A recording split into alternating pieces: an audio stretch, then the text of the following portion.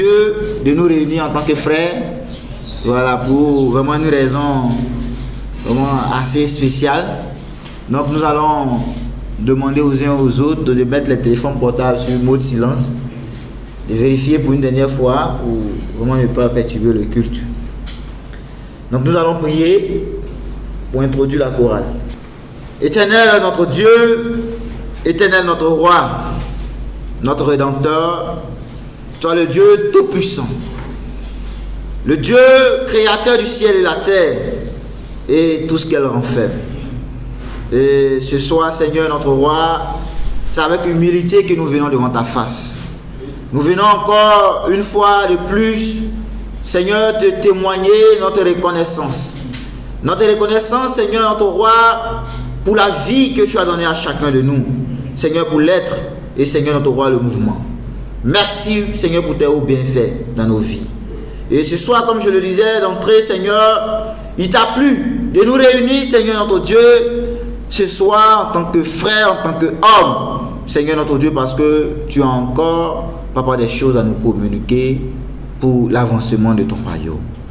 Merci de hâter les pas, Seigneur, de nos frères, Seigneur, qui sont certainement en route, pour qu'ensemble, comme un seul homme, Seigneur notre Dieu, nous puissions encore te célébrer. Merci, Seigneur, de disposer de toutes choses, et que, Père, notre roi, à travers vraiment la chorale, nous puissions encore te toucher et te sentir. Merci pour ta gloire, merci pour ta présence qui règne, parce que tu l'as dit dans ta parole, que là où 2 ou 3 sont unis, tu es présent. Et ce soir, nous savons que tu es là, et Seigneur, c'est pour toi que nous sommes venus. Merci de prendre le contrôle, et qu'en tout point, l'honneur, la puissance te reviennent. À toi l'honneur, à toi la gloire, à toi la magnificence, toi qui règne et qui vit pour les siècles et des siècles. C'est au nom de Jésus que j'ai prié. Amen. Amen. Je suis là pour les offrandes. Je vais prier. Père, nous te bénissons ce soir pour tout ce que tu as fait pour nous depuis le début de la semaine. Tu as veillé sur nous, tu nous as conduits là où nous voulions aller. Nous avons traversé des routes, nous avons conduit des véhicules et tu nous as maintenus en vie. Nous voulons te dire un grand merci pour tout ce que tu fais pour nous. Tu es celui-là qui veille sur nous parce que tu es notre Père. Nous voulons t'honorer, te glorifier et pour t'honorer encore tous les jours que tu nous donnes. Père, merci pour ce soir, merci pour tout ce que tu fais pour nous. Sois honoré, sois béni au nom de Jésus. Amen. Amen. Je vais, pour vous encourager, je vais lire un petit passage en Proverbe 3, verset 9. J'ai lu la parole de Dieu. Honore l'Éternel avec tes biens et avec les prémices de tout ton revenu. Alors tes greniers seront remplis d'abondance et tes cuves regorgeront de mou. Alors, ici nous voyons, la Bible nous ordonne d'honorer notre Père. Quelle joie lorsque nous donnons à notre Père, notre premier géniteur. Le Seigneur Dieu, c'est lui qui pourvoit, il est le garant de toute la richesse que nous avons, que nous possédons. Tous les biens que nous possédons, que ce soit des biens matériels, des biens financiers, des biens de quelque nature que ce soit, nous nous tournons vers lui, nous crions à lui et il nous les donne. Donc, nous prenons plaisir à lui donner parce que c'est celui-là même qui nous a donné la vie. Quand nous crions à lui, il nous répond. Moi, personnellement, quand je crie à lui, je m'assois, je me mets les genoux à terre, je pleure. Le Dieu me répond. Même s'il ne répond pas tout de suite, il répond. Alors, je vais exhorter les frères et sœurs à donner avec plaisir parce que notre premier géniteur, en réalité, il ne veut pas voir notre argent. Oui. Nous voulons lui donner parce que c'est celui-là même qui nous donne tout. Amen. Amen. Nous allons prier pour les offrandes.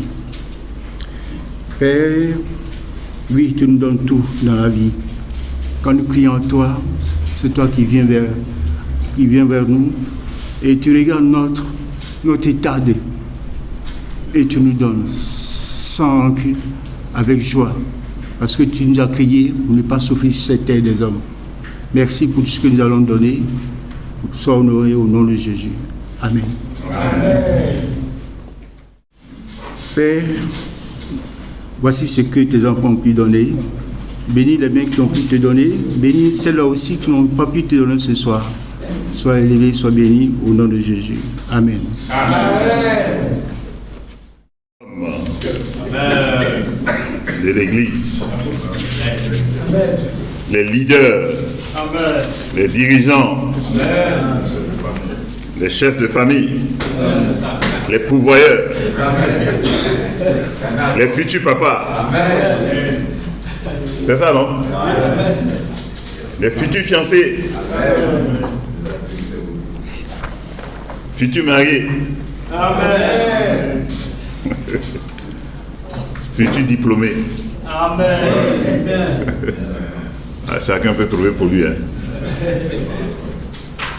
Aux futurs travailleurs. Il y en a qui chôment là. Je voudrais remercier notre frère Koulibaly pour le Proverbe 3, verset 9, qui nous a invités à honorer l'Éternel avec nos biens, avec les prémices de tous nos revenus.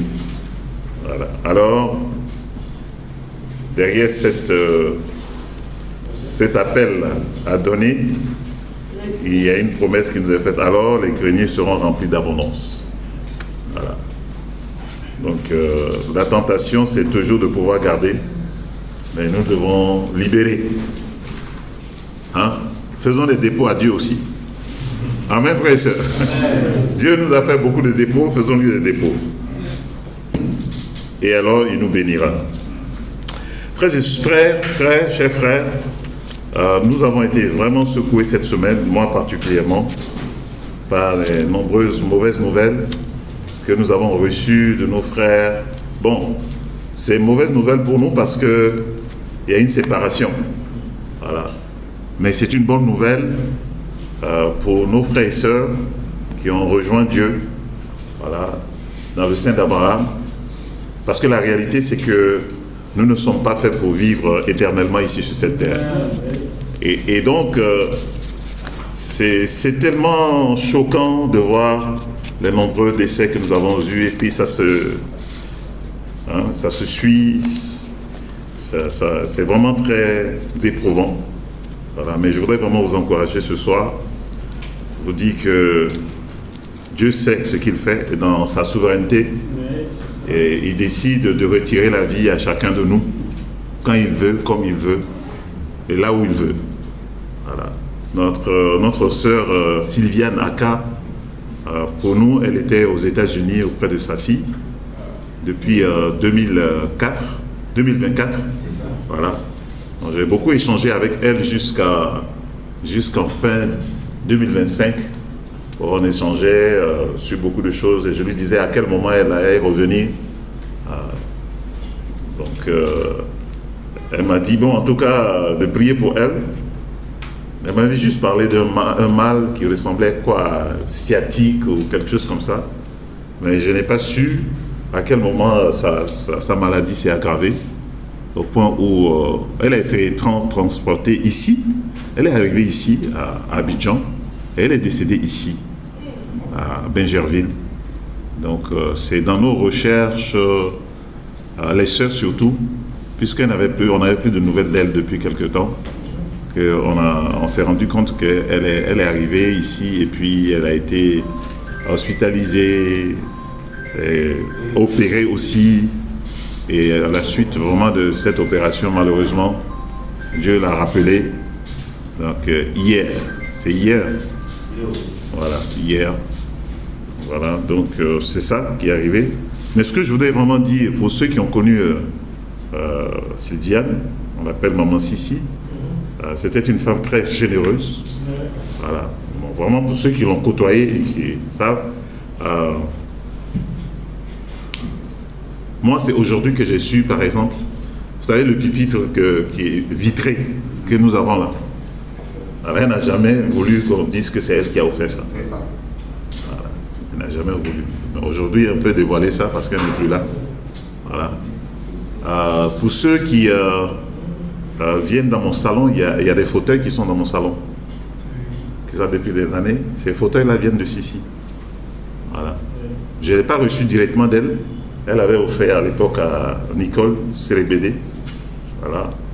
Et bon, Nicole, n'ayant pas de place chez elle, l'avait déposé chez DI. Et puis bon, quand en son temps, je ne sais pas, c'est mon épouse en son temps qui parlait du besoin d'acheter des fauteuils. Et puis bon, Nicole lui a dit, écoute, moi j'ai des fauteuils que Sylviane m'a offert. Donc ça est là, c'est stocké quelque part, même ça gêne certains. Donc si ça t'intéresse, viens voir et puis tu vas prendre.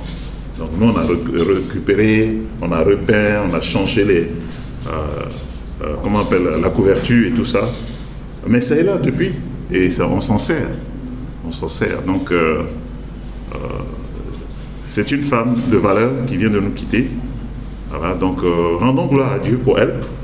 Voilà, nous espérons que jusqu'à dans ces derniers moments, n'est-ce pas, qu'elle est restée accrochée à Dieu. Et je pense qu'elle a dû rester accrochée à Dieu. Voilà, donc beaucoup de courage à nous. Voilà, la semaine dernière, nous avons aussi appris le décès d'un frère qui était ici à Makori. Il s'appelle Alphonsin. Voilà. Kwaku. Voilà. Lui aussi nous a quittés. Et puis on a appris aussi le décès de la maman de Nicole Bavaillé. Voilà. Il nous a quittés aussi avant-hier, dans la nuit d'avant-hier à hier. Voilà. Donc j'étais avec eux ce matin pour les encourager aussi. Donc encourageons-les, soutenons ceux qui sont là et nous-mêmes saisissons cette opportunité-là pour nous dire qu'à tout moment nous pouvons partir. À tout moment. Voilà. On peut ne pas même avoir de maladie, voilà, et puis partir à tout moment. Donc Yako à vous, Yako à nous tous, vraiment que Dieu nous soutienne. Mais dans cette série de mauvaises nouvelles, Dieu nous a apporté une bonne nouvelle. Amen. Une très grande nouvelle. Nous venons justement d'avoir notre villa à Makori. Amen. Voilà, on vient d'avoir notre villa à Makori, non loin de Sainte-Thérèse. Voilà, un petit marché de Makori. C'est une grosse villa. Voilà, avec beaucoup de pièces pour la classe des enfants. On pourra avoir différentes salles de classe. Voilà, pour les enfants. Vraiment un grand préau qu'on peut aménager et tout ça. Donc c'est vraiment une très bonne nouvelle. Donc le bail est signé. Amen, frères et sœurs. Voilà, donc nous espérons pouvoir aménager, arranger le coin, insonoriser, voilà, le lieu, faire de telle sorte que le voisinage ne soit pas gêné et dérangé, et que ça nous ouvre des portes et que nous puissions vraiment nous épanouir pleinement. Voilà. Donc c'est ça la bonne nouvelle. Rendons gloire à Dieu pour ça.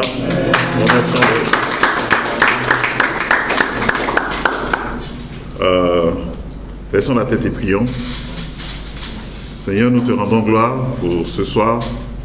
Tu as voulu que nous nous retrouvons entre frères et que nous soyons entre frères et sœurs, entre frères, entre sœurs.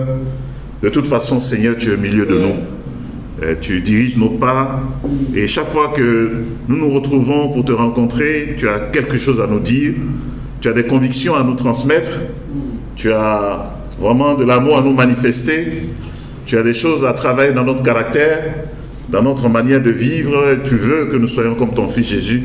Ce soir encore, Seigneur, instruis-nous, enseigne-nous, édifie-nous, amène-nous, Seigneur, à disposer nos cœurs afin qu'ils soient vraiment modelés à ta façon, Seigneur, et te plaire, pour que nous aussi, au moment où tu viendras nous chercher, que nous soyons prêts. Merci pour ce soir, béni toi sois-tu, au nom de Jésus. J'ai prié. Amen. Amen. Transmettre la parole, c'est ce que nous avons eu dimanche dernier. C'était la première partie. Je n'avais pas fini, je voudrais juste rappeler quelques points que nous avons vus. D'abord, j'avais rappelé que nous avons vu dans les cultes précédents que Dieu nous confie un dépôt. Et il nous a fait un dépôt, je le disais encore tout à l'heure. Et ce dépôt-là, ça a été fait pour nous appeler à transmettre. Voilà, c'est pas pour que nous puissions garder ce dépôt, Mais cela, en faisant cela, que nous puissions aussi grandir en partageant ce que nous avons reçu de sa part. Ça, c'était le premier message du mois de janvier. Puis nous avons parlé des générations. On a parlé d'une génération s'en va et une autre vient. Voilà. S'en va. Sylviane, elle est partie. N'est-ce pas? Voilà, Sylviane est partie. Et j'aurais appris qu'un de ses fils était disciple. N'est-ce pas? Sa fille? Sa fille et son fils. Les deux. C'est pas évident pour vous. On m'a dit que son fils était disciple. Oui, oui. Et aux États-Unis, quelque part là-bas, oui, voilà. Malheureusement, il est tombé dans sa foi. C'est ça? Oui. Voilà. Mais ce qu'on veut éviter, c'est qu'une génération s'en aille et puis la génération qui suit reste et se développe pour que l'autre génération qui va suivre, celle qui vient de génération en génération, on ait tous les mêmes convictions et qu'on se retrouve au ciel, n'est-ce pas? Voilà. Donc c'est ça le point. Donc une génération s'en va et une autre vient. Et nous avons donc vu l'importance des parents dans la vie de leurs enfants, l'importance des anciens, beaucoup d'anciens ici, n'est-ce pas? On a vu des choses, hein? Et on sait des choses, hein? On a reçu des choses, hein? Voilà. Et on a beaucoup à transmettre. Voilà. Donc, et notre génération a besoin de recevoir de notre part ce que nous savons faire. Voilà. Ce matin, j'étais chez Bavaillé, les Bavaillés, et puis au retour, j'étais avec, comment il s'appelle, Giscard. Et j'en ai profité vraiment pour lui parler un peu de comment moi je procède pour étudier la Bible avec les gens. Voilà. Vous savez que nous avons un ensemble d'études bibliques qui, normalement, si c'est bien fait, ça permet à n'importe qui que nous rencontrons d'avoir une réponse à l'appel de Dieu et de trouver son plan de salut et de trouver des réponses essentielles qui concernent vraiment Dieu, qui concernent la vie après la mort, etc., etc., qui concernent même des questions sur l'Église en général. Voilà. Et je disais que moi, je vais vous transmettre quelque chose que je fais pour pouvoir accrocher ceux avec qui j'étudie la Bible. La toute première chose que je fais quand je rencontre quelqu'un, que j'étudie la Bible avec lui, c'est de commencer à lui parler de moi-même. Qui je suis.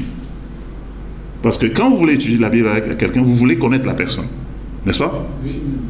Mais avant de chercher à connaître la personne, donnez l'opportunité à la personne de vous connaître. Oui. Voilà. Donnez l'opportunité à la personne de vous connaître. Parlez de vous. Parlez de vous avant que vous soyez devenus disciples, et maintenant parlez de vous pendant que maintenant vous êtes disciples. Voilà, que vous êtes passé d'une manière de vivre à une autre manière de vivre. Et qu'est-ce qui vous a aidé à être ainsi? Voilà. Donc moi, je raconte mon histoire, je parle de ma famille, de quelle famille je suis issu, qu'est-ce qu'il y a, comment j'ai vécu ça, la confusion qui était vraiment dans ma vie, et tout ça, la quête que j'avais de Dieu, en papillonnant par-ci et par-là, et comment j'ai rencontré l'Église du Christ. Et ce qui m'a accroché, ce qui m'a édifié. Donc tout cela, il faut raconter ça. Faites un témoignage. Voilà. Racontez aux gens ce que Dieu a fait dans votre vie, ce qu'il a déposé, le désordre dans lequel vous étiez avant.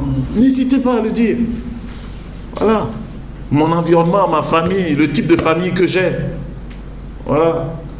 Les différentes croyances qu'il y a dans ma vie, dans ma famille. C'était le chaos. Le divorce de mon père et de ma mère. Comment moi je me suis retrouvé avec ma grand-mère. Et ensuite comment je me suis retrouvé avec mon oncle. Et tout cela avec leurs croyances et tout ça. N'hésitez pas à parler de ça. Voilà. Puis, en 1991, comment j'étais à la fin de ma formation qu'un étudiant qui était disciple m'a invité. Pour me faire quoi? Pour me transmettre ce qu'il savait. Voilà. Mais déjà, il y avait une différence entre lui et les autres étudiants. C'est comme ça qu'on transmet aussi. Vous vous retrouvez vraiment dans un groupe et il y a beaucoup de personnes, mais vous avez un comportement qui transmet des choses que les autres ne transmettent pas. Qui transmet des valeurs. Donc les gens voient ça et puis bon, c'est agréable. Ça peut être gênant. Vous savez que ça peut être gênant aussi. On va dire, bon, lui là, il veut dire quoi? Qu'est-ce qu'il veut dire? Mais en réalité, au fond d'eux-mêmes, ils aimeraient bien être comme toi. Mais ils ne sont pas comme toi. Donc ça fait toute la différence. Voilà. Donc, quand il m'a invité, mais je n'ai pas hésité. D'abord, parce que c'est un étudiant qui était brillant, parmi les étudiants. Moi aussi, je l'étais à l'époque, seulement que je ne connaissais pas Dieu. Voilà. Et il m'a invité, entre midi et deux, on ne fait rien. Il m'a invité. Il m'a dit, il faut venir. J'ai dit, pour faire quoi? Il dit, bon, on étudie la Bible, on partage la Bible et tout ça. Tu peux aller manger et puis après avoir mangé, tu viens comme ça, on va effectivement, au plateau à l'époque, 1991. Nous étions en février. Parce que moi, j'ai étudié la Bible en 3 semaines. En 3 semaines. Et après 3 semaines, j'ai été converti. Pourquoi? En 3 semaines, qu'est-ce qui s'est passé pour que je change de vie? C'est ce que les gens m'ont transmis. Quand je suis arrivé, c'est le message, d'abord par la manière d'être, la joie. Ils m'ont transmis leur joie. J'ai trouvé leur joie. Mais aussi, j'ai trouvé leur profondeur dans la parole de Dieu. Donc, ils ont ouvert la Bible, ils ont partagé, et ils ont partagé leur vie aussi. Et j'étais émerveillé. J'ai dit, waouh, on peut parler de sa vie comme ça? On peut parler de ses péchés comme ça? En public? Il y avait des hommes, il y avait des femmes. Les gens n'hésitaient pas à dire vraiment ce que moi j'ai enfui en moi, la culpabilité qui m'animait depuis des années. Vous voyez? Donc, ça déjà, ça m'a touché. Maintenant, quand on rentre même dans la parole de Dieu, ce qui sort de dans les îles, mais c'est la même Bible là que moi j'ai. Je l'ai depuis des années. Je n'arrive pas à faire ressortir les choses aussi extraordinaires. Voilà. Donc, ça m'a donné envie de savoir un peu plus. Ouais, de savoir un peu plus. Ouais, racontez votre vie. Votre vie doit témoigner, doit impacter les gens que vous rencontrez. Chers frères, faisons ça. Même cette semaine, faisons cet effort. Est-ce que tu te souviens même de ta vie? Est-ce que tu vois même la différence entre ton passé et puis aujourd'hui? Ou bien alors, c'est que ta vie aujourd'hui est semblable à ta vie avant. Si c'est le cas, tu n'as rien à raconter. N'est-ce pas? Tu n'as rien à raconter.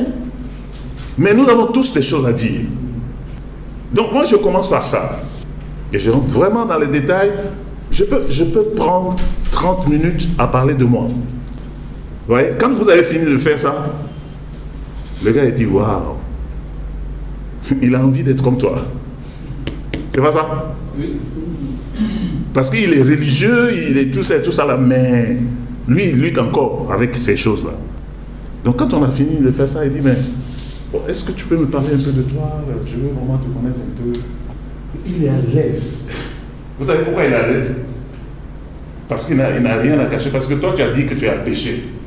Les choses que tu as fait, c'est dans ça qu'il est. Donc lui, il va avouer ça, il va être à l'aise aussi. Oui. Il dit, là, il y a 2 semaines, quand j'ai commencé à étudier avec ce jeune homme, et il a parlé, et il était à l'aise. Et puis même, elle a ajouté à la fin, il dit, mais merci, pasteur. C'est-à-dire, toi-même, tu as parlé de toi, là, ça m'a donné le courage de pouvoir parler des choses. Donc, je n'ai jamais parlé. C'est un bon départ. C'est un tremplin sur lequel on peut maintenant. Voilà. Mais quand on a fini ça, il y a une deuxième chose que moi je fais. Je lui déroule tout le programme que nous allons avoir en lui annonçant toutes les études que nous allons faire. Mais une chose que je fais, c'est que je fais le lien entre toutes les études. Il y a un lien, pour passer d'une étude à l'autre, il y a un lien. Voilà, un lien qui est logique. Voilà. D'abord, c'est de lui poser on fera l'étude sur chercher Dieu. Je ne dis même pas ça comme ça. Je dis, toi, tu cherches quoi dans la vie? Je cherche le bien-être. Mais le bien-être, c'est Dieu qui l'accorde. Si tu veux donc le bien-être, tu dois chercher celui qui donne le bien-être. Donc, tu dois chercher Dieu. Donc, en premier lieu, nous ferons l'étude de chercher Dieu. Mais vous savez qu'à la fin de l'étude de chercher Dieu, vous savez que ce qui est dit à la fin de l'étude de chercher Dieu, c'est Jean 1, verset 18. Que dit Jean 1, verset 18? Est-ce que vous pouvez lire? personne n'a jamais vu Dieu. Dieu, le Fils, Dieu, le Fils unique qui vit dans l'intimité du Père, nous l'a révélé. Donc, ouais, quand j'arrive à la fin de l'étude, on nous dit que la clé, par excellence, le secret pour connaître Dieu, c'est de passer par qui? C'est lui qui le connaît, c'est lui qui a été avec Dieu et lui qui est venu nous l'annoncer pour nous le faire connaître. Donc la voie par excellence pour connaître Dieu, c'est connaître Christ. Donc c'est de nous tourner vers Christ. C'est lui qui l'a fait connaître, parce que personne ne le connaît, mais lui l'a fait connaître. Maintenant, ne pensez pas qu'il a fait connaître seulement dans le Nouveau Testament. Hein. Vous êtes d'accord avec moi? Christ s'est révélé déjà dans l'Ancien Testament. N'est-ce pas? Parce que quoi? Tout a été fait par lui. N'est-ce pas? Tout a été fait par lui. Il était au commencement. Quand Dieu disait, faisons l'homme à notre image, il parlait à qui? À Christ. Il parlait aussi à l'esprit. Voilà. Donc, la révélation, elle se trouve vraiment dans la Bible. On n'a plus Christ aujourd'hui, mais on a tout ce qu'il a enseigné qui est dans la Bible. Donc la voie par excellence, c'est, pour chercher Dieu, c'est Christ. Donc ça nous amène à l'étude suivante. C'est quelle étude? La parole. Non. Jésus. C'est Jésus. Non, qui est Jésus? Qui est Jésus? Lui-même, il faut le connaître, puisque c'est lui qui a fait connaître. Il faut, qui est Jésus? Et nous avons l'étude de qui est Jésus dans la Bible. N'est-ce pas? Qui est Jésus? Et à cette occasion, quand tu fais l'étude de qui est Jésus, il faut demander à la personne, avant qu'il vienne faire l'étude, quand tu as fini de chercher Dieu, tu lui dis de lire tout l'évangile de Jean, tout en relevant tous les passages où Jésus dit « Je suis ». Quand vous parcourez Jean, vous allez voir partout où Jésus dit « Je suis le chemin, la vérité, la vie, je suis la porte, je suis le pain de vie, je suis ». Très bien, on va faire ça. On va rentrer en profondeur. Mais toi-même, tu dois te préparer. Il faut bien te préparer. Il faut être à l'aise quand tu expliques les choses. Les gars, il est temps. Ça fait 6 mois, parce qu'on est dans le 7e mois, mais on est là. Chacun s'assoit. On ne partage rien, mais on a des choses à partager. Et Dieu a déposé ça dans le fait des disciples. Dieu nous a fait un dépôt. Même les dénominations se sont appropriées nos faits des disciples. Vous savez ça? Qu'il y a des communautés, ils ont refait ça, et puis ça, ils vendent ça parmi leurs livres. Quand tu sors dimanche à punir le culte, là, les livres qu'on vend devant, là, il y a fait des disciples dedans. C'est notre fait des disciples qui est dedans. Mais nous, on a ça. Certains même vous ne possédez même pas ça. Mais c'est disponible. Il faut retourner dedans. Fais des convictions, fais-toi des convictions sur ça. D'abord pour toi-même. On a vu dimanche pourquoi nous devons méditer. Vous vous souvenez de ça? Oui. Pourquoi? Il y a trois choses. C'est quoi? Quelqu'un se souvient de ça? Que tout le monde devait lever la main.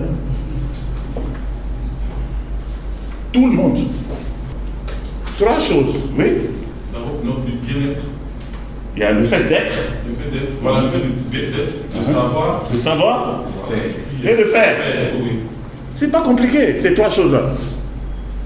D'être, de connaître, de savoir, et puis de faire. C'est pour ça que tu dois méditer la parole de Dieu. Quand tu lis la Bible, ça joue sur ta manière d'être, sur ton caractère. C'est pas ça? Oui. Ce que tu es. Tu es humble, tu es serviable, tu es zélé, tu es patient, tu as de la maîtrise. Amen? Amen. Tu as ça. Donc c'est être. Donc quelqu'un qui n'est pas en train de méditer ne peut pas être ce que Dieu veut qu'il soit. Tu peux entendre lire la Bible, tu ne peux pas. C'est pas possible. Quelqu'un aussi qui n'est pas en train de méditer la parole ne peut pas savoir et ne peut pas connaître Dieu. Et puis tu peux lire de Genèse jusqu'à Apocalypse une première fois, mais il y a des connaissances qui vont t'échapper. Mais quand tu reviens une deuxième fois que tu lis l'année prochaine, ou bien 2 fois dans l'année, il y a maintenant des choses qui vont te revenir la première fois que tu n'as pas vu, que tu vas acquérir comme connaissance. Est-ce qu'on est ensemble? Amen. Et puis, dans ta méditation, il y a des choses que tu ne comprends pas du tout. Quand tu ne comprends pas, c'est la confusion. Tu as l'humilité d'aller demander pour qu'on puisse te dire, qu'on t'explique. Bravo. Mais si tu n'es pas en train de faire ça, tu lis et puis bon, tu ne comprends pas, tu passes dessus, tu avances, il y a une connaissance importante que Dieu a déposée là que tu ne vas pas recevoir. Et comme tu ne l'as pas reçu, il y a des conditions que tu n'auras pas sur cet aspect-là sur lequel tu as zappé. D'ailleurs, il est temps qu'on se réveille un peu là. Arrêtons la théorie. Arrêtons d'être des auditeurs oublieux. Passons à l'acte. C'est quand tu es dans la parole aussi que tu peux poser des actes. La parole te pousse à agir. Parce que la parole, elle est efficace. La parole, n'est-ce pas? Elle met de l'ordre dans ta vie. Elle change tes pensées, tes convictions. Tu vas lire la parole de Dieu et puis tu vas sentir le besoin d'aller poser un acte vis-à-vis de quelqu'un. Ou alors de te confesser. Tu passes à l'acte de la confession. Proverbe 13, verset 8, dit quoi? Mais c'est l'inverse. Proverbe 28, verset 13 à 14. 28, verset 13. 13 à 14. Qui dit quoi? Celui qui se casse ses poches ne prospère pas. Mais celui qui les avoue et y renonce trouve miséricorde. Donc si tu as lu ça, et puis toi, ton péché est là. Depuis là, tu caches. Dieu est en train de te dire, tu ne vas pas prospérer. C'est pas ça? Oui. Donc comme tu as eu la connaissance, que ça a touché vraiment ton cœur, je dis, tu prends la résolution de confesser, tu passes à l'acte. Tu passes à l'acte. Et la parole de Dieu là, c'est comme un feu, ça brûle en toi. C'est comme un marteau, Dieu frappe dessus et puis tu sens, hey, il faut que je parle. C'est comparé aussi à un couteau. Quand tu es malade là, on veut t'opérer là, on coupe, le sang coule et puis on enlève le mal qui est en toi, on l'amène dehors et puis tu es guéri. C'est pas ça? C'est ça les frères. Donc, après l'étude de chercher Dieu, nous passons à l'étude de qui est Jésus. N'est-ce pas? Quelle est la logique quand on a fini de faire l'étude de Jésus? Jésus, est-ce qu'il est là? Vous l'avez vu, il est parti là. Et il a dit même qu'il reviendra. Il reviendra après. Mais on ne va pas attendre qu'il revienne pour qu'on puisse le connaître. Mais on le connaît dans quoi? À travers sa parole. Donc vous voyez, logiquement, après chercher Dieu, on fait qui est Jésus? Mais après avoir cherché qui est Jésus, nous allons passer à la parole. Mais vous voyez que quand tu es dans la parole et que tu cherches à connaître Jésus, tu vas finir par devenir son disciple. Vrai ou faux? Voilà. En fait, la parole est là pour que tu le suives, tu lui obéisses pour devenir son disciple. Mais qui est son disciple? C'est là maintenant que tu passes à faire l'étude de disciple. C'est logique, non? Il y a une suite logique. Il y a une suite logique. Mais quand vous avez fait disciple, quelle étude? La prochaine étude que nous faisons, c'est l'étude du royaume. N'est-ce pas? Mais quel est le lien entre disciple et puis royaume? Voilà la logique, oui. Les disciples sont venus dans le royaume de Dieu. On devient disciple pour être dans le royaume de Dieu.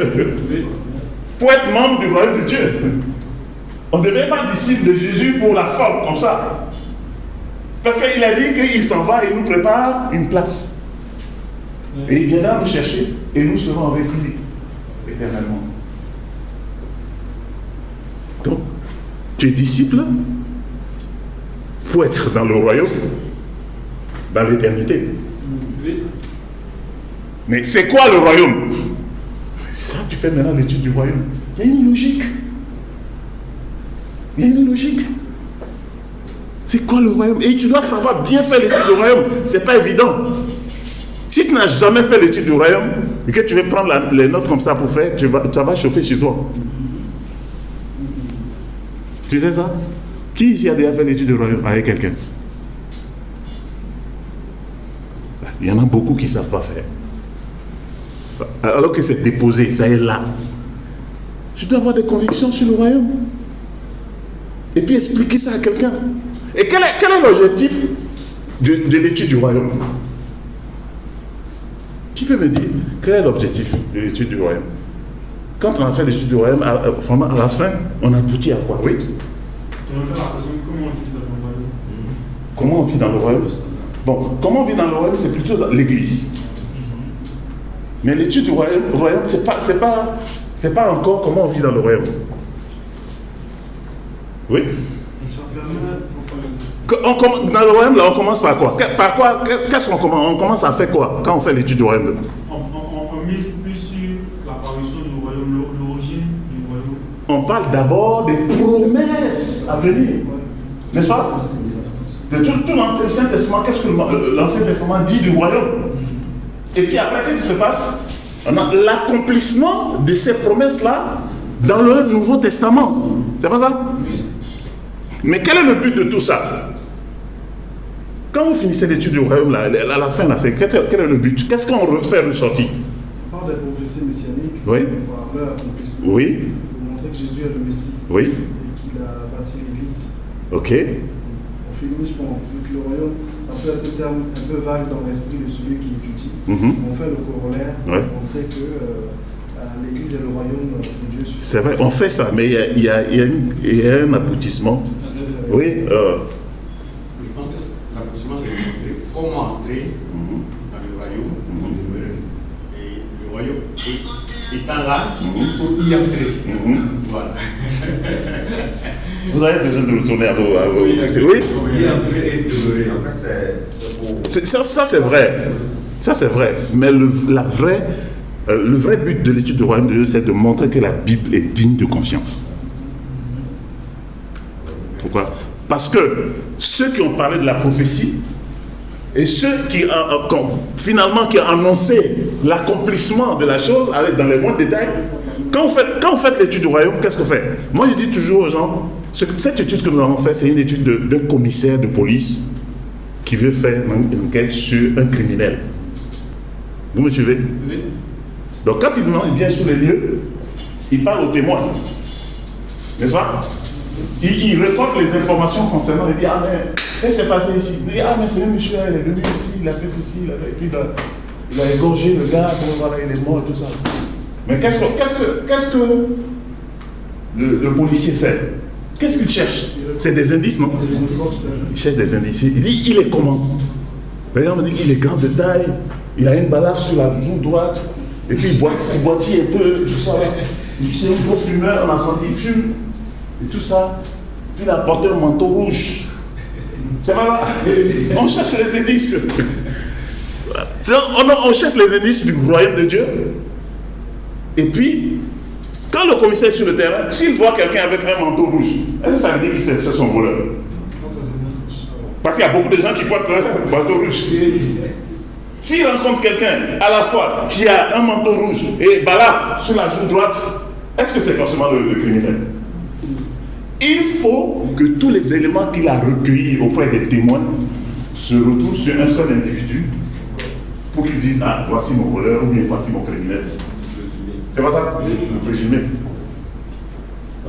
Dans l'étude du royaume, c'est en cela que c'est tellement intéressant. Quand vous maîtrisez ça que vous êtes en train de faire, vous-même vous êtes fiers. On dit à Jésus là où il va naître, là où il va mourir, comment il va être trompé par un de ses amis. Et que même ses compagnons ne mourront pas avant que le royaume arrive, etc., etc. Donc c'est des indices. Et puis vous arrivez en Actes chapitre 2 et vous voyez que quand le royaume de Dieu arrive, on retrouve tous les indices là. Pourtant, tous ceux qui ont donné les indices ne connaissent pas les autres. Ils ne se connaissent pas entre eux. Chacun a parlé du royaume de Dieu. Le royaume de Dieu viendra avec puissance. Le jour de la Pentecôte, ça vient avec puissance. N'est-ce pas? Voilà, ça vient avec puissance.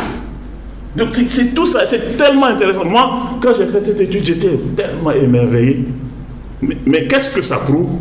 Ça prouve qu'il y a une harmonie entre l'Ancien Testament et le Nouveau Testament. Ça veut dire que ça ne vient pas des hommes, que ça vient de Dieu. Dieu seul pourrait savoir que tout cela, le royaume de Dieu, là où ça serait arrivé, le jour de la Pentecôte. Vous voyez? Donc ça vient renforcer l'étude sur la parole que vous avez faite avant. Oui. Ça vient renforcer ça. Maintenant, comment on fait pour passer de l'étude de royaume à l'étude de péché? Quel lien? Oui. Pour passer de l'étude, en fait, pour pouvoir entrer dans le royaume, il faut se repentir ses péchés. Oui, on ne parle pas de repentance, on parle de péché. Oui. Je pense que ce sera plus les conditions pour assumer. Les conditions. Ouais, les conditions, c'est que il y a une chose qui nous empêche de pouvoir entrer dans le royaume de Dieu. N'est-ce pas? C'est le péché. Donc, est-ce que tu veux rentrer dans le royaume? Ça t'intéresse? Normalement, quand tu dois arriver là, ça doit l'intéresser. La suite doit l'intéresser. Il veut avoir accès au royaume de Dieu. Comme les 33 000, les 3 000 disciples à la Pentecôte, qui sont devenus disciples, ils étaient ensemble, et ils étaient heureux, comment ça va, tout ça. On voit que même le royaume de Dieu là, c'est doux. N'est-ce pas? Mais est-ce que toi tu veux faire partie de ce royaume-là? C'est la question. Oui. Là, je lui dis, mais mon frère, mais il y a une mauvaise nouvelle pour toi. Il y a une mauvaise nouvelle pour toi. Le point, c'est que Dieu dit, il veut bien être avec toi. Ésaïe 59. Verset combien? Il dit quoi? Il dit quoi? Voilà. C'est vous qui mettez une barrière entre vous et moi. Moi, je veux que vous veniez à moi. Mais il y a une barrière entre vous et moi. Ça fait que vous ne pouvez pas venir dans mon royaume, là où je suis. C'est le royaume de Dieu, non? Donc c'est là où Dieu se trouve, que se trouve son royaume. Donc tu veux être avec lui, mais toi-même tu as dressé une barrière entre lui et toi. Donc qu'est-ce que tu fais? Tu dois t'attaquer à ça. Le péché. Il dit c'est le péché. C'est quoi le péché? Là on fait l'étude du péché. C'est pas logique ça, c'est pas intéressant. L'étude du péché aussi, il faut faire. Mais en plus de l'étude du péché que nous avons, on a même la liste des péchés. Donc ça c'est pour renforcer. Expliquer chaque péché dans la Bible et tout ça. Il y a ça, on met à votre disposition. Quand on finit d'étudier la Bible, on donne ça à l'étude. Et puis on dit, va chez toi et va cocher tout ce que tu penses que est péché dans ta vie. Alors, très souvent, quand on fait l'étude en 1 heure ou bien 1 heure, 1h30, ce n'est pas suffisant pour entrer dans le détail. Donc il va, il regarde, il coche. Voilà. Et puis il vient maintenant, il dit oui, je suis coupable de ça. Vous devez en parler. Quand vous vous asseyez, la prochaine fois avec les choses, vous devez en parler, ça. Et puis cette semaine, j'ai fait ça avec notre ami, M. Nguessan. Ça fait quoi? Depuis le début de l'année que j'étudie la Bible avec lui, mais j'y vais. Parce que je veux m'assurer. Je n'ai même pas commencé de faire des disciples avec lui. J'ai commencé à lui enseigner d'abord. Parce qu'il était disciple, il est parti, et puis il est revenu. J'ai fait les études avec lui pendant 4 mois en parlant d'un chrétien authentique. C'est quoi un chrétien authentique? Parce qu'il l'était, mais il est parti à la recherche de quelque chose d'autre. Et puis il a vu qu'il n'a pas trouvé cette chose-là, et puis il est revenu. Mais il faut qu'on lui dise, c'est quoi un vrai chrétien? C'est ça qu'on a fait pendant un moment. Maintenant là, on est rentré maintenant dans les vraies choses. Comme maintenant il a compris, et il désire ça, il veut.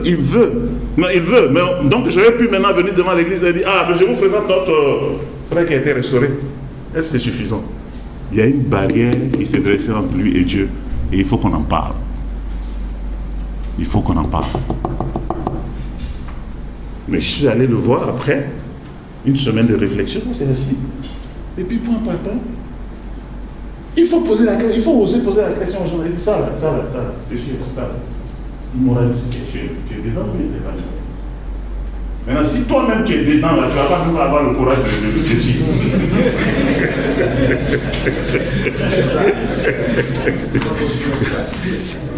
Pendant que tu es dedans, là, tu peux avoir le courage de dire, mais ça, tu es dedans ou bien tu n'es pas dedans? Toi-même qui parles, tu es dedans, tu dis quoi? Même quand tu parles, même s'il n'y a pas de conviction pour parler. Ouais. Donc, le péché. Après le péché, on fait quoi? Non. Le péché, c'est la mauvaise nouvelle, mais il y a une bonne nouvelle. C'est la croix. L'étude qui doit venir après le péché, c'est la croix. Pour que les gens puissent apprécier la croix, il faut faire ça juste après le péché. Pendant que le gars se sent coupable, il y a plein de choses que vous avez vues et tout ça. J'ai dit, mon gars, j'ai une bonne nouvelle pour toi. Il y a quelqu'un qui est mort à la croix pour que tout ça là, soit effacé. Comme si tu n'as jamais péché. Comme si tu n'avais jamais péché de ta vie. La croix. Mais il faut bien faire l'étude de la croix aussi.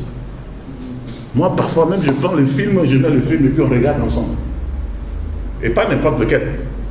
Celui de Mel Gibson. La passion du Christ. Dieu a déposé les choses qui sont là. C'est là. Tel que la Bible explique les choses là. C'est comme ça qu'ils ont fait ce film là. Et si tu dois avoir 2 séances, 3 séances avec ça, il y a le récit de la crucifixion. Ça, il faut rentrer dedans. Amen. Amen. Alors, l'étude suivante, c'est quoi? C'est la repentance.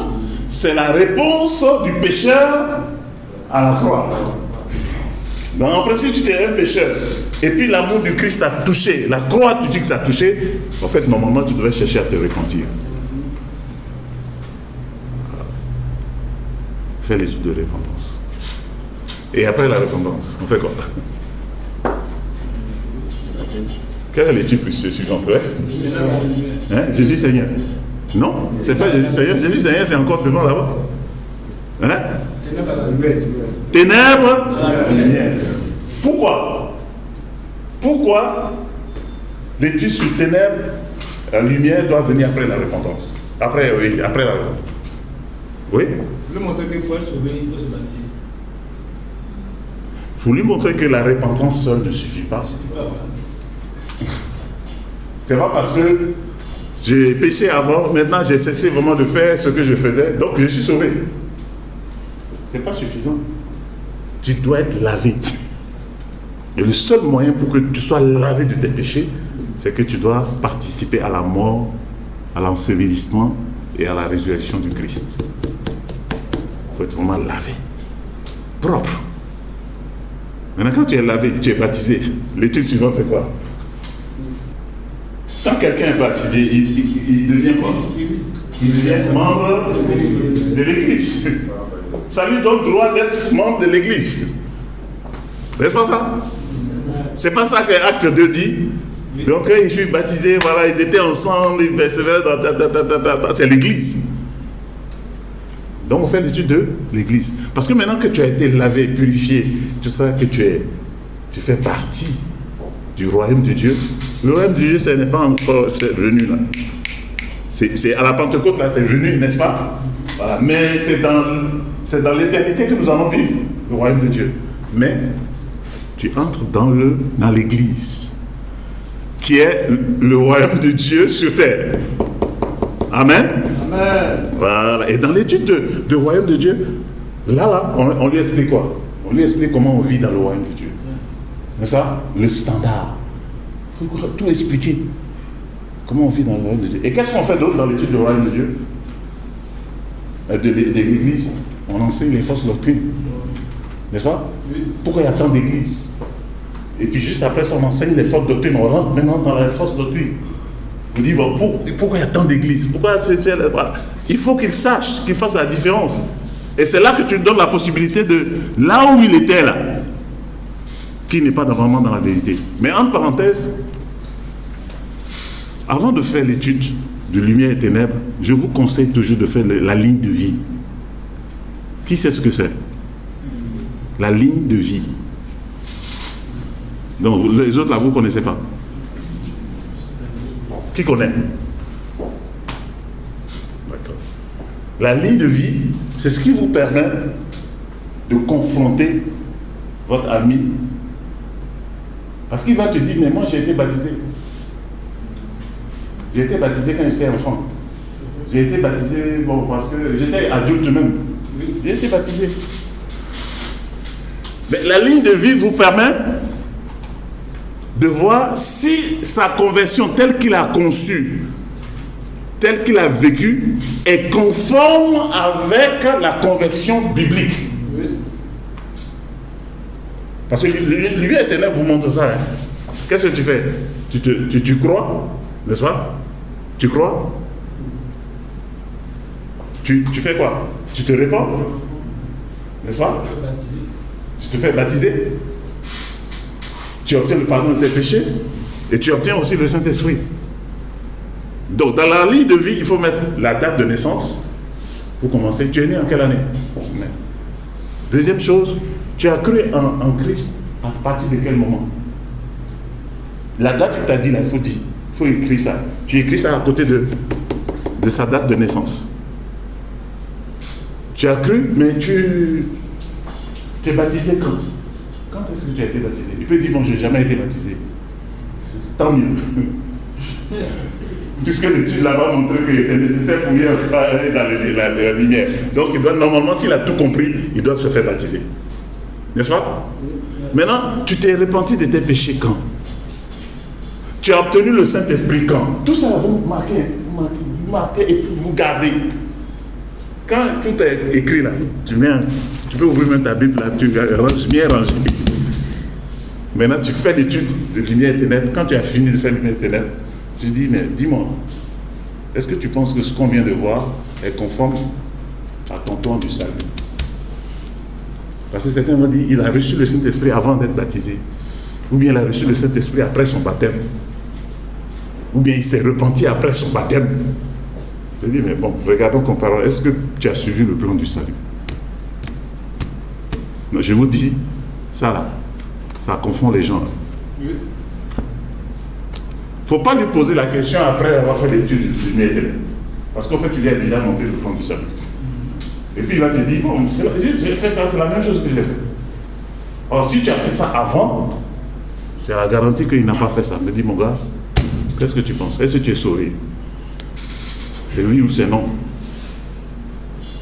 Et puis, après lumière éternelle, on fait quoi? Mais, ça dépend. Avant de faire Jésus Seigneur, si vous avez quelqu'un qui est d'une église charismatique, il faut faire l'étude du Saint-Esprit. Le Saint-Esprit. Qui est le Saint-Esprit? Et puis les dons miraculeux du Saint-Esprit. Amen. J'espère que vous notez. Hein? Les dons miraculeux du Saint-Esprit. Ça aussi, si vous n'avez pas fait ça, vous devez apprendre à le faire. Et puis après, on fait Jésus Seigneur. Et puis on termine par quoi? Le calcul de dépenses. Oui. Calcul de dépenses. Donc voilà, les gars, on va s'arrêter là ce soir. Mais nous devons vraiment être très sérieux avec ce que Dieu a déposé chez nous. Nous avons la parole, mais nous-mêmes, nous devons avoir des convictions sur ça. Voilà.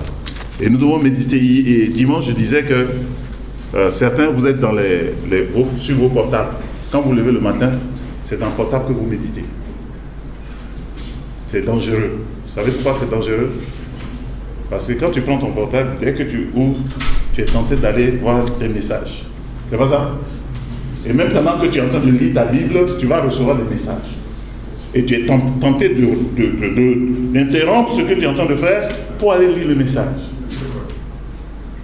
Pardon, je vous en prie. Ayez des Bibles en papier. Des Bibles, comme ça. Commencez la journée avec Bible, comme ça. Laissez le téléphone tranquille. Quand vous avez fini de méditer, même si c'est 10 minutes, c'est 15 minutes, vous allez apprendre quelque chose, c'est bon. Après, maintenant, vous pouvez aller voir votre téléphone. Amen. Amen. Est-ce que je vous ai transmis quelque chose ce soir? Amen.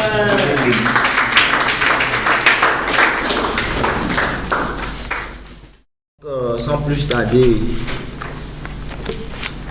nous allons prêter attention aux informations de notre royaume, frère et sœurs, les chers frères. Tellement habitués aux sœurs, ils ne sont pas là, c'est tout un problème pour nous.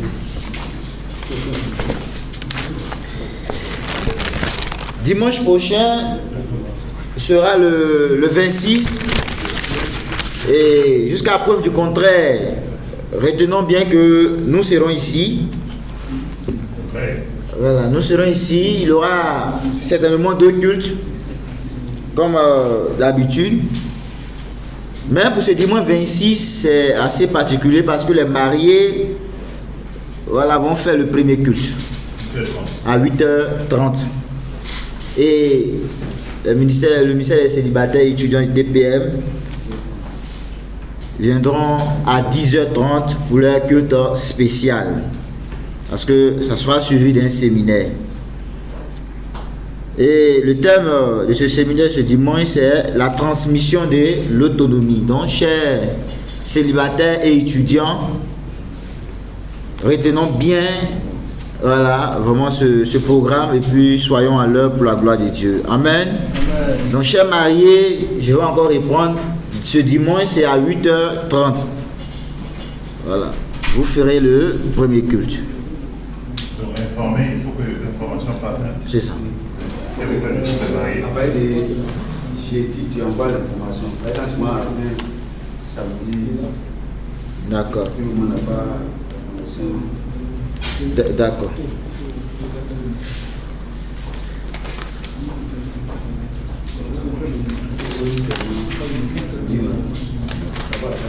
Ok, journée excellence académique. Et le PCO de l'excellence académique du TPM me fait savoir que les photocopies et les bulletins et les collantes sont toujours en attente. Et les parents devront les remettre au diacre Tano Guillaume ou bien au frère Bassa Parfait ou au diacre Serge Kwasi. Et le dernier délai c'est le 19 juillet, c'est déjà passé. J'espère que tout le monde a vraiment donné.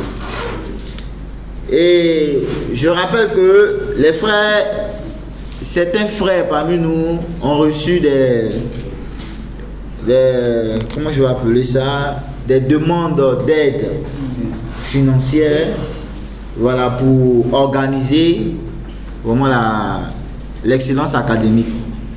Donc c'est la trésorière de l'organisation, Madame Kadi Yao, qui reçoit vraiment les fonds. Donc on me fait savoir de rappeler vraiment à tous ses frères vraiment de faire parler leur cœur. Amen. Pour la réussite vraiment de l'excellence académique. MJC, le ministère des jeunes chrétiens de l'Église du Christ international de Côte d'Ivoire, organise une veillée de prière et ça sera le jeudi 9 août de 22h à l'aube à la maison de prière d'Angré. Donc tous les jeunes chrétiens sont vraiment invités à prendre part à cette veillée de prière. Une information concernant l'église du TPM. Le secteur du TPM aura son deuxième culte spécial de collecte de reconnaissance. On sera jumelé en même temps à un agapé. Et la date c'est le dimanche 9 août 2026. Ça sera à la médiathèque de Trècheville, jusqu'à preuve du contraire. Ouais, c'est ce qu'on retient pour l'instant. S'il y a eu des changements, certainement on va donner ça dans les annonces. Mais le culte se tiendra à 10h00.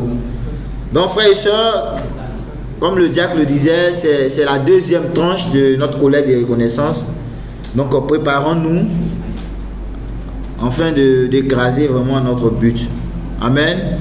Et il y aura 2 événements. Certainement, les zones sont déjà informées, voilà, de ce qu'elles doivent vraiment apporter pour l'agapé. Donc, préparez-vous aussi à la main. Une précision, comme on est là, tout le frère seulement, on a dit ce jour de manière spéciale les pailles que nous avons reçues pendant Oui. La journée, la fête des pères. Si on peut coudre pour ce jour-là, ou bien après, c'est de connaissance de personnes aussi. Donc, on va me dire que nous ne pouvons pas encore coudir. Donc je porte la voix du diacre, les pains que voilà, les sœurs voilà, nous ont offert, nous devons vraiment les coudre pour les porter ce jour-là. Amen. Je voudrais proposer qu'on attende l'apothéose, parce que les dépenses maintenant, si on doit faire d'autres dépenses pour nos amis, voilà. Attendons de relever le défi à la fin, payons, donnons l'argent pour qu'on puisse atteindre l'objectif, et puis à la fin de l'année, la dernière collecte là, là on va porter. Oui, les gens, il y a certains qui en ont cousu. Combien ont déjà cousu? Vous êtes chaud pour coudre les amis. Donc chacun est libre de faire son modèle. Il n'y a pas un modèle unique pour tout le monde. Ah, oui. On voit les manches courtes, les manches longues, les boubous, c'est que c'est à cause de ton pain. Les sœurs se priaient, quand moi je donne le pain, souvent on ferait encore mettre ça dans le placard. Ok, donc chers frères, préparons-nous pour écraser, pour venir donner à Dieu, pour écraser notre but. Amen. Et comme l'évangile a dit tout à l'heure, voilà, l'église du TPM vraiment est éprouvée. Donc nous avons vraiment nous avons le regret de vous annoncer le rappel à Dieu de notre sœur Sylvia Naka, notre maman Sissi. Décès survenu le lundi. Vraiment c'est pas facile. Hier. Nous avons également aussi le regret de vous annoncer le rappel à Dieu de la maman de notre sœur Nicole Bavaillé, la femme de l'évangéliste Guy Bavaillé, qui est décédée aussi hier, lundi. Donc vraiment prions. Et aussi le troisième décès, c'est celui de notre frère Alphonsin. Elle est décédée dimanche. Dans la nuit du dimanche à lundi. Le troisième décès, c'est celui de notre frère Alphonsin. Voilà. Série Zéa Alphonsin. Donc je vais donner le programme. Un frère de Koumassi. Oui, c'est le père de l'autre frère. Il y a un frère de Koumassi. Papa est Série. Les disciples aussi. Ah, d'accord. Non. Mais c'est lui qui est Alphonsin là. Non, Ah, c'est différent. C'est Série Alphonse. Puis Alphonsin. Oui, je vois, Série Zéa Alphonse. Ok, donc je vais donner le programme des obsèques. C'est-à-dire le samedi 8 août, il aura la veille religieuse et traditionnelle. Le lieu c'est à Koumassi, quartier à Yavon. Et c'est de 20h à l'aube. Amen. C'est le samedi 8 août à Koumassi, quartier à Yavon. Voilà, de 20h à l'aube. Et le vendredi 14 août, il aura la levée du corps. C'est à la morgue de Guy Bérois, suivi du transfert de la dépouille mortelle dans son village natal à Bagasedoua.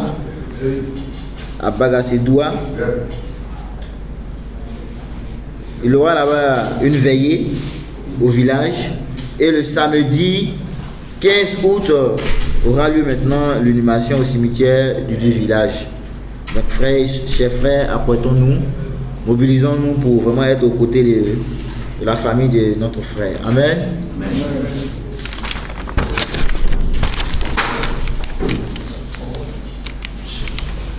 Requête de prière, frères et sœurs, et chers frères, vraiment prions pour toutes les familles endeuillées par la perte d'un être cher que nous avons cité tout à l'heure. Prions également pour nos frères et sœurs qui sont actuellement malades. Nous avons maman Penny, maman Dobi, vraiment, et tous ceux et celles que je n'ai pas cité les noms. Notre frère Alexandre Solotové, maman Aliman, Kassi. Vraiment portons-les à prière pour que vraiment Dieu se manifeste. Amen. Amen. Donc c'est tout pour les annonces ce soir. C'est pas tout. On a annoncé que dimanche prochain, il y a un collège. On a collecté nous.